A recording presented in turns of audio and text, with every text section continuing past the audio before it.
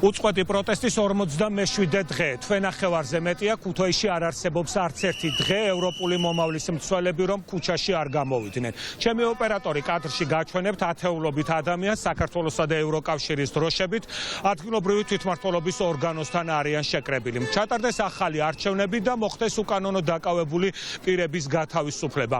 ამბობენ აქციის მონაწილეები. მე გავესაუბრები აქ მყოფ ადამიანებს, ვხედავ მამუკა ცუცქირიძეს მხატვარს. ბატონო მამუკა, რა არის თქვენი მთავარი სათქმელი? უკვე თქვენ ნახევარზე მეტია პროტესტმა მოიცვა მთელი ქვეყანა. დიახ, მოგესალმებით. მე ჩემს მეგობარ ხელოვანებთან, მხატვრებთან ერთად ჩამოვედი ქუთაისში, შემდეგ გეგმავთ ბათუმში ჩასვლას და ჩვენი მოთხოვნა არის უცვლელი. პოლიტიკური ტყვეების გათავისუფლება და ახალი არჩევნების დანიშვნა. ეს არის ჩვენი უცვლელი მოთხოვნა. ამისთვის ჩვენ ყველა ერთიანი ვართ და ის რასაც აკეთებს ეს ჩვენი ასე თქვა ჭყალებში რუსული რეჟიმი, როგორც იქცევა ჩვენი თანამოქალაქეების მიმართ, არის აბსოლუტურად მიუღებელი და ჩვენ მთელი სამოქალაქო საზოგადოება ამას აუცილებლად მივახცევთ. ჩვენს უკან დასაკარგი არაფერი გვაქვს და ამიტომ ჩვენ ერთიანი ვართ ამ მოთხოვნაში. ძალიან დიდი მადლობა. როგორც ხედავთ, აქციის მონაწილეებმა დღეს გზა არ გადაკეტეს, ეგრეთ წოდებული ზებრა გადასასვლელის ორივე მხარეს განლაგდნენ, რადგან ავტომობილით მოსარგებლე ადამიანებს თავიანთი გზავნილები ამ ფორმით მიაწვინონ და გააგებინონ. კატო მარუქაშვილს გავესაუბრები, სამოქალაქო აქტივისტს.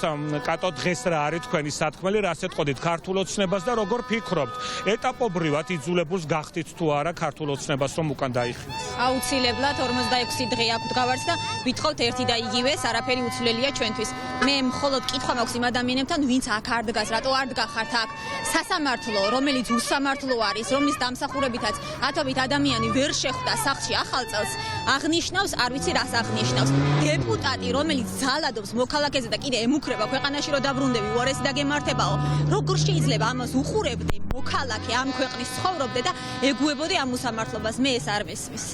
ძალიან დიდი მადლობა. დროდადრო ხმოვანი გაბმული სიგნალებით აქ მყოფი ადამიანები ცდილობენ ყურადღების მიპყრობას იმ ადამიანებისთვის, რომლებიც ჯერ კიდევ ვერ დარწმუნდნენ, რომ ქუჩაში გამოსულიყვნენ. ანა შალიკიანს ხედავ.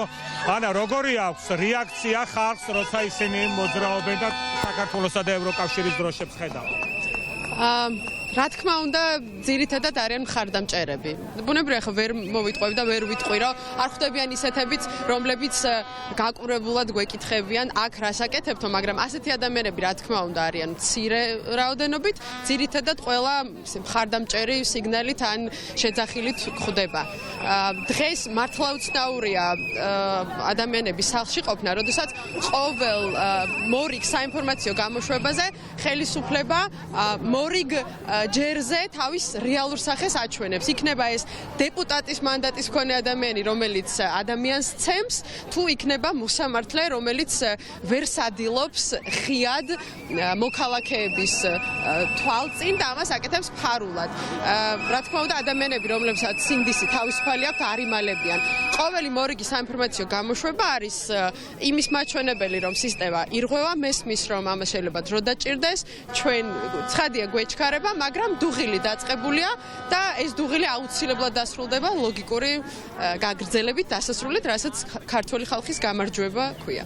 ძალიან დიდი მადლობა. მასშტაბზე ასეთია ვითარება ქუთაისის მერიასთან. თქვენ ხედავთ, რომ ათეულობით ადამიანი ქუჩაში ევროპული მომავლის დასაცავად არის გამოსული. მოთხოვნები უცვლელია, ჩატარდეს ახალი არჩევნები და მოხდეს უკანონო დაკავებული პირების გათავისუფლება.